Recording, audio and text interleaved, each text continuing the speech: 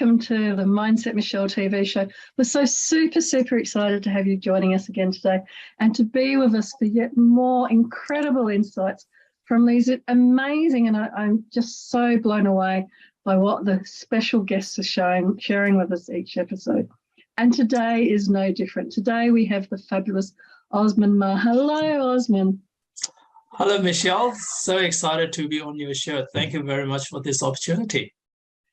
It's so lovely having you on the show. And for those of you that aren't aware of Osman, Osman is an incredible leadership expert and leadership specialist. He works with immigrants, helping them to acclimatise to Australia with their career goals, with their personal goals, with all of those goals.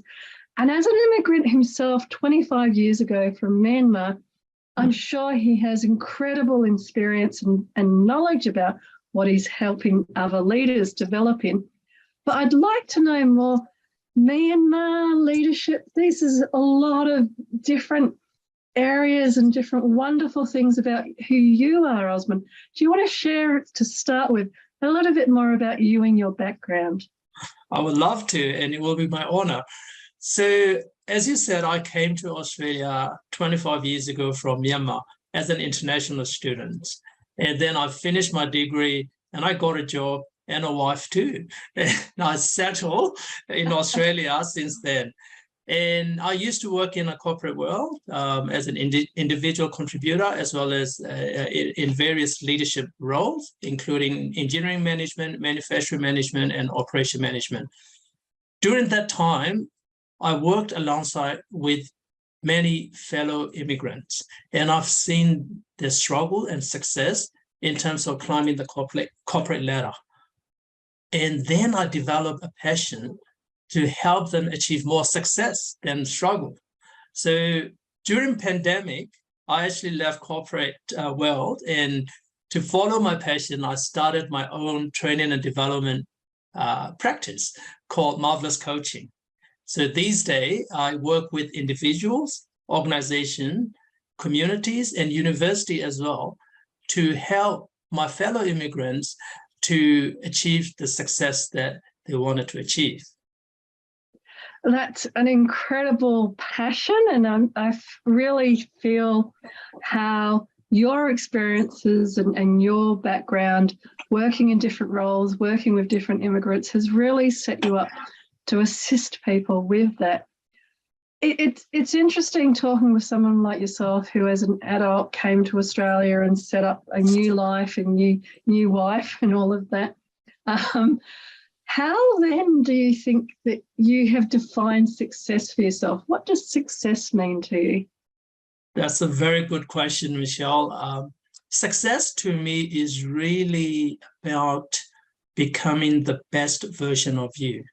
Right? It's really about being able to express yourself fully, being able to be fully you and be the best version of you. And I believe when you achieve that, you might call it success, it is not just good for you, but it's also good for your family, good for your community and your organization as well, and the society at large. So that's my simple definition of success. And that's my passion to help other people to achieve that success, which is all about full self-expression and becoming the best version of yourself. And quickly, I love this analogy. It's very much like, the flower flourishing fully in a big garden. It's not just good for the flower, it's also good for the garden. And that's so lovely, and that again reflects that wider community, family. The garden isn't a standalone flower in the garden; it's part of that whole ecosystem. Yeah. And that success, you helping others and helping the community, the family, and everybody is a big part of that definition as well. And what such a lovely way of looking at success and sharing how your passion for what you do has evolved from your experiences and your background, from being a student through to corporate work that you were doing, and now running your marvelous consulting business. So given that people may work with immigrants or be an immigrant that are watching the show, What sort of suggestions might you have to help them for creating that successful mindset themselves? Yeah.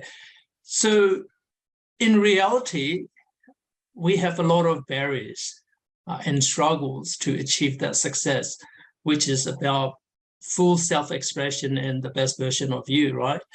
I use another analogy to describe that process. If you think about sport, either swimming or running, how many days would you do your best? How many times would you be able to swim at your personal best? How many times would you be able to run at your personal best? So the reality would say is that not many times. There's a lot of barriers and challenges and struggles that you have to overcome. And I was actually looking at a news article back in 2019, and there's a report that says only 1.6% of Asian Australians become CEO in the corporate world, whereas they would make up 12% of overall population, right? So you can see the disparity there, that a lot of the Asian Australian or migrant people are being held back by barriers. In fact, we actually even have a term for it. It's called bamboo ceiling. Right? So it's very much like glass ceiling. Bamboo ceiling holds you back, particularly migrants from Asia, back from proceeding into senior leadership role in corporate Australia. Right.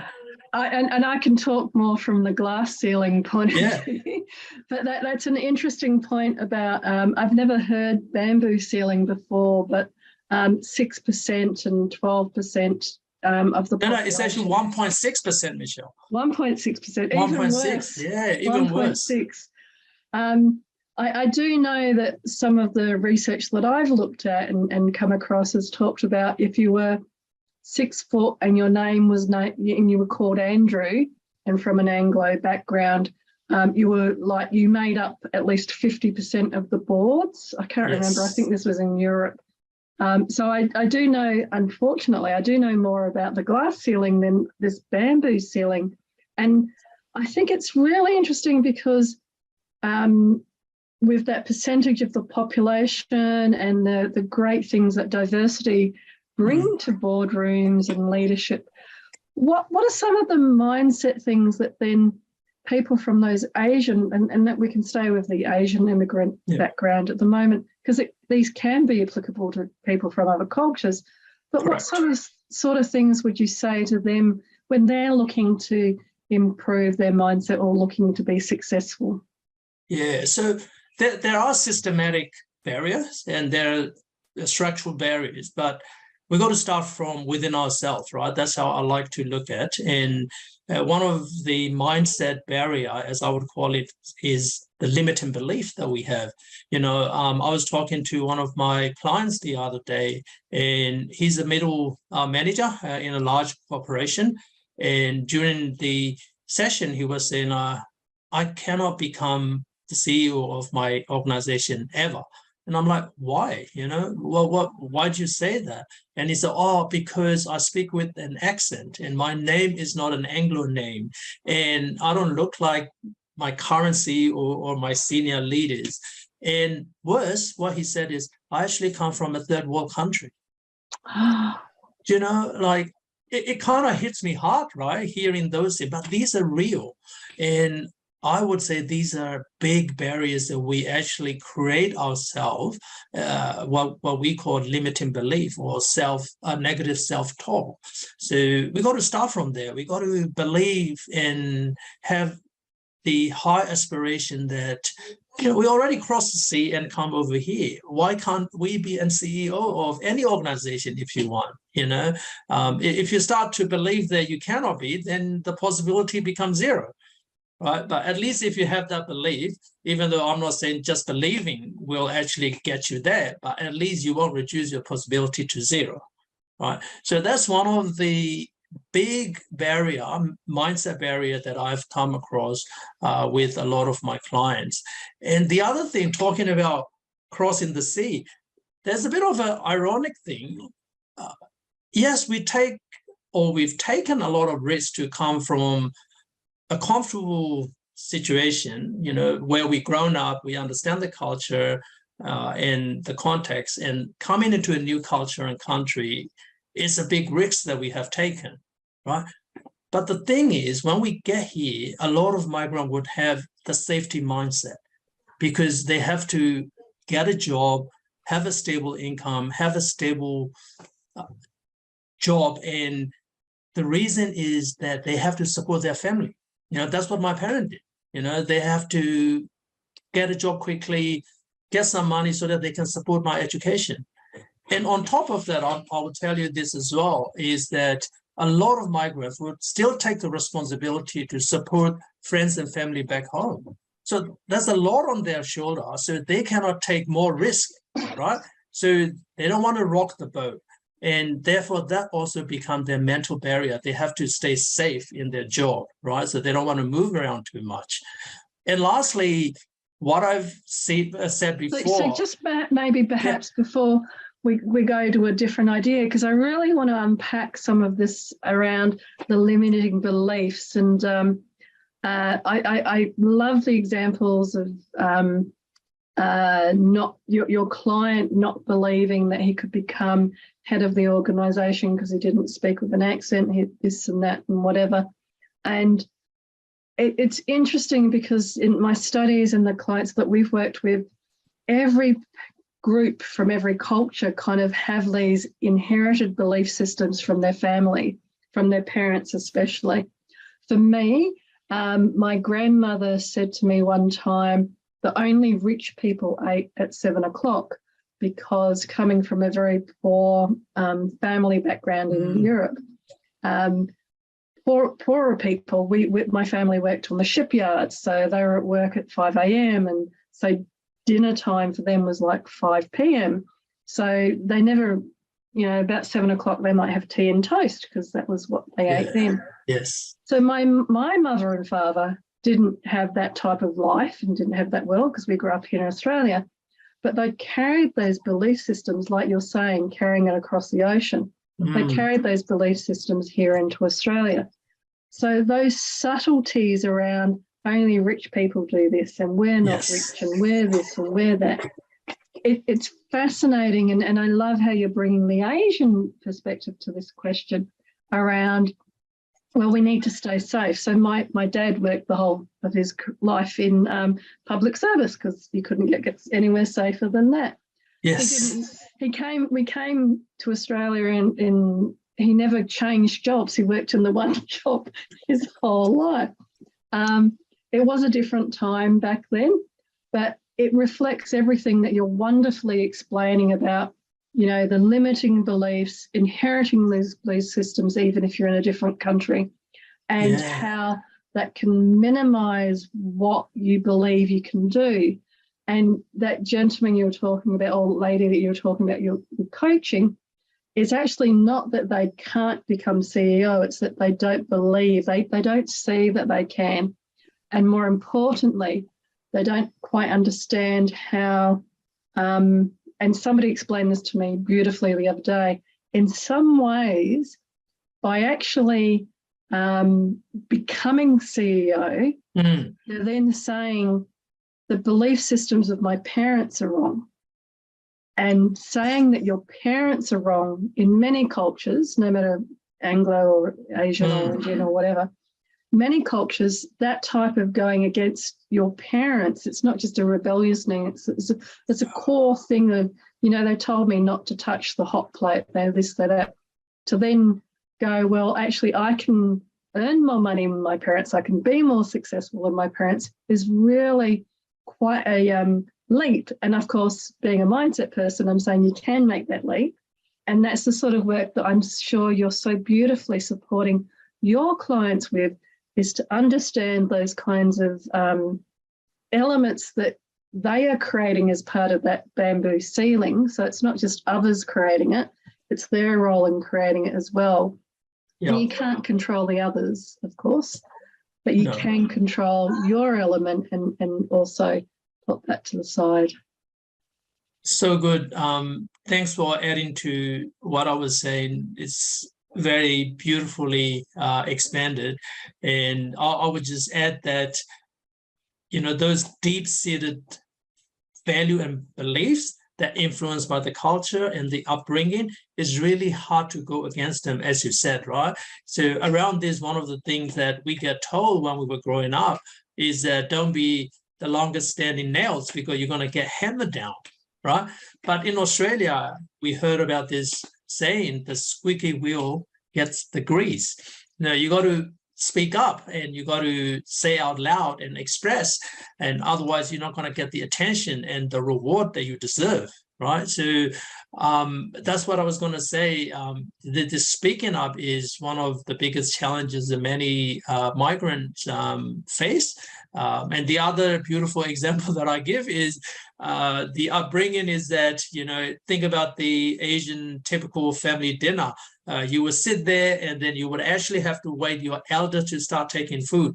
You cannot start, right? You cannot start. So what's going to happen in the meeting room and in boardrooms, and you're waiting for your seniors, your bosses, your seniors to speak, and then you think your turn is going to come, you're not going to have a chance. You're not going to have the turn. So those beliefs, values, and upbringings really influence on how we communicate as well. So it's not just the mindset, but also the way you actually express yourself. And that's what I was saying, like fully expressing yourself as a successful migrant. This is also another perspective. Not being able to express in your way actually means that you're not achieving the success that you wanted. Right. And that's a great point. I think that difference that you're raising and flagging, which is really important for people to understand as well, especially as organisations try to become more diverse and inclusive. But that really important point that you've raised around the Western, more individualistic society versus Asian and Asiatic cultures, where it's, well, not just the collective, but more that seniority. So we pay a lot of respect to the hierarchy and the seniority, as you said. So in a Western style meeting, management may think, well, if you've got something to say, you'll speak up. Whereas in a Asian style culture, it may be, well, he's more senior and so he's going to tell me what to do. And so you don't speak up because you don't want to embarrass the senior person, etc. That's exactly right. We'll make them wrong, telling, and I've seen this many a time where, somebody that may be a bit more of an alpha personality that can actually get away with, you're an idiot, that's not going to work. And the boss laughs and goes, oh, yeah, you're right. As opposed to, I'm going to use females again, but females and also people from different cultures may not even speak up. And then if they do, it's not necessarily seen in a positive light. So that is so true. That positive light is something that I want to touch on quickly, if I may. The leadership prototype, or sometimes we say leadership material, or is this employee or is this person a leadership material? And that's a perception, right? So not speaking up actually give other people a perception that you're not a leadership prototype, they're a leadership prototype or leadership material. And another thing that we always talked about is the whether you're direct and confrontational style when you're communicating. In Asia, in a lot of Asian culture, we put a lot of focus on keeping peace and strong relationship. And there's this idea called saving face. It is about not making other side lose face. So there's certain things that you avoid. Doesn't matter right or wrong, you just don't say. But this would come across the wrong, could come across the wrong way to people in Western individualist culture. And they might see that you're not being assertive and you're not being direct and you're not being, outspoken and confrontation, and all of which is part of the leadership prototype in Australia or Western culture, right? And that's my lived experience. The first time I tried to step up into leadership role, I didn't get the role. And the feedback I got was that I wasn't a leadership material. I was puzzled and confounded. And later after quite a number of discussion with people, I realized that that's because I wasn't speaking up enough, or my communication wasn't direct and assertive enough. So I had to learn to adapt to different style of communications, and that would be my advice. And that's what I've been working with a lot of my clients as well. And I think that that's really important, and it's great that you've identified that as well, that saving face, the seniority of the people involved, and the nuances. So whether it's a Western style environment or an Asian or a global, and there's other different types of styles of cultures that we can talk about. But I think being aware of those nuances and understanding that there's an old saying about when in Rome, do as the Romans. Yes. So if you're in that dynamic environment where everybody's quite individualistic and Western, it's about speaking up, and it's about being seen and noticed to be described as a leader. And in those Asian style environments or those cultural sort of environments, it's about the group and what's best for the group, and the listening to the seniors and respecting the seniors. Yeah. And the thing is, right, like communication is an art, and there's a lot of layers to that. And communication is not just like spoken words. There's your body language as well. I don't know how, in terms of time we're doing. Can I just quickly tell you a story? Yes, please do. Don't worry about the time. That's my job. Around non-verbal body language. As I said, my dad had to work. He was a business owner back in Myanmar, but when he came over here, he had to pick up any job, as I said, for stable income to support the family. So he worked as a process worker in a laundry, right? And one day he came back from work and he was furious and he was so angry. And I was like, "What happened, Dad?" And he's like, "I can't take it anymore. This guy really insulted me."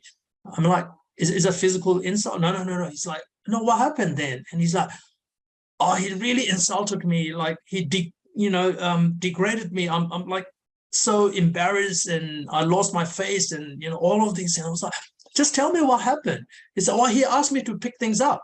I was like, "Yeah, okay, there's a little bit of cultural problem there, because younger people can't ask the elder people to pick things up in our culture, right?" But he's been working with this guy for a while, and I actually know him as well. He's younger, of course, but that can't be the case. So I kept on asking, "What happened? Tell me exactly, And then he said, "Well, he pointed that thing with his feet." Then I know, right, yes, you can't do that. That's the big no. That kind of body language differences, it could interpret it, incorrectly, and would come across the wrong way to different people if you're not aware of these differences and nuances, right? And there's a lot, the way we smile is different. People in Asia smile with eyes, and people in Western culture smile, big tooth, like that. And I had to practice that, and the humor is different. You can't translate humor across language and culture. So, when I first came over, I couldn't, crack the same jokes. So what it means is that sometimes people see you as too formal, too quiet, and not charismatic, and which is all part of the leadership prototype that I was saying. Leaders are very strong and assertive and humorous. As I've said, there are different style of leadership as well. And I think that this is important as we're talking about immigrants, especially here in Australia, but in any culture. And in Australia, of course, we have so many different multinationals and internationals. So there's so many subcultures within the cultures. And even from your experience, when you worked in the corporate world, you worked with a lot of immigrants. I think one of the strange things is always meeting the surgeon from somewhere overseas that's driving the taxi or working in the coffee shop and things like that. It seems to be not just Australia, but many countries, this kind of process, the first generation work in whatever job for, like you were saying, around the safety. having that safe and secure job, because they're there to give the opportunities to their children. And then their children go up and immigrate to another country again and have this, cross-cultural thing where they're learning to do as the Romans do in that culture. And the beauty now, of course, I think, is that elements of this have started to become much more universal because everybody's on Zoom and things like that. So, for example, and don't mean to offend anybody, but if I go like that, in some cultures, doing that is actually highly offensive as well. And as you were sharing, the smile, not smiling and having a clear face in many cultures doesn't mean that I don't care or I don't this or I don't that. It just means that I'm not disrespecting you by showing my own feelings. I'm respecting you by waiting for you to tell me how to help or something like that, as opposed to a Western culture, which I've grown up in, which is like everything's described on my face. So true, yeah. Look, Michele, we've come a long way. I cannot have this sort of discussion. Well, that's because I was new here, but I didn't hear any of these discussion when I first came over to Australia, right? But these days, university got programs, so summer programs I actually run and facilitate.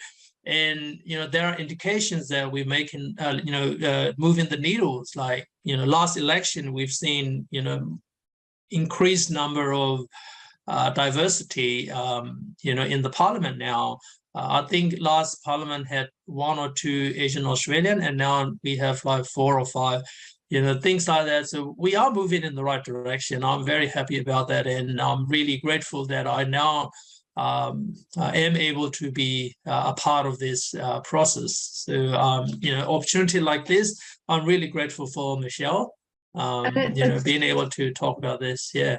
It's so wonderful having you on the show as well. And I know that many people watching, and like I said at the start, for themselves or for immigrants that they may know, how can they get hold of you? What's the best way of contacting you?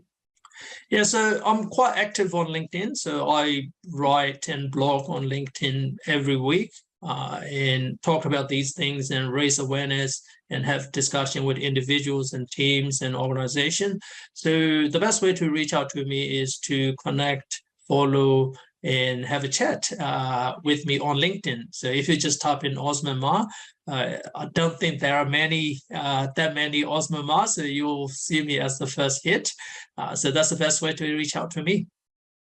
Fabulous. And I'm fascinated to also hear then, so if you were to give some advice to your younger self, what sort of things might you say? What would you say as advice? Very good question. Make me think and reflect. I'm approaching my 50s, so that's a lot to reflect and digest, right? I guess one of the things that I wish I had done more and better is making connections, making more friends, and not just with people, really, with the land, with the culture, with the nation, the First Nation people. You really have to immerse into the land, the culture, and the community and the society that you are now a part of, right?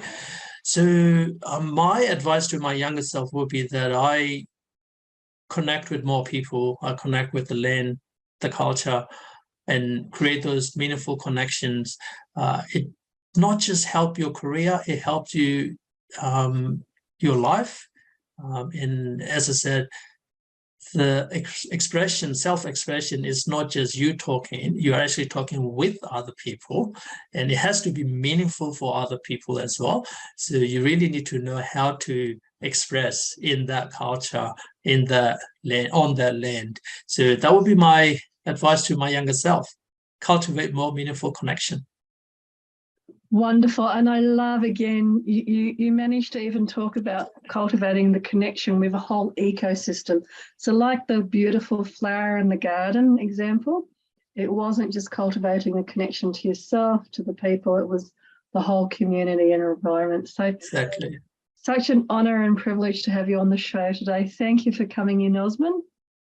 As I said, we need to be talking to each other. We need to be creating a lot of meaningful connection. This is just one example. So thanks for reaching out and inviting me to on this lovely show. Really appreciate this opportunity. Wonderful. And it's been such an honor to have you today. And to everybody watching, I hope that, again, you've heard some incredible tips and suggestions around creating that successful mindset and helping perhaps yourself or others that you may know that are immigrants to create that successful mindset and become great leaders as well. But for now, from my heart to your heart, be great, be fabulous, and be you.